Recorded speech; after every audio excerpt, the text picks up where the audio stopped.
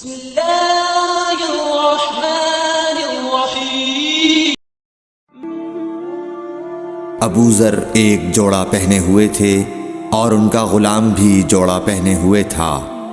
سبب دریافت کیا گیا تو کہنے لگے کہ میں نے ایک شخص یعنی غلام کو برا بھلا کہا تھا اور اس کی ماں کی غیرت دلائی یعنی گالی دی، تو رسول اللہ صلی اللہ علیہ وسلم نے یہ معلوم کر کے مجھ سے فرمایا، اے ابو ذر، تو نے اسے ماں کے نام سے غیرت دلائی ہے، بے شک تجھ میں ابھی کچھ زمانہ جاہلیت کا اثر باقی ہے۔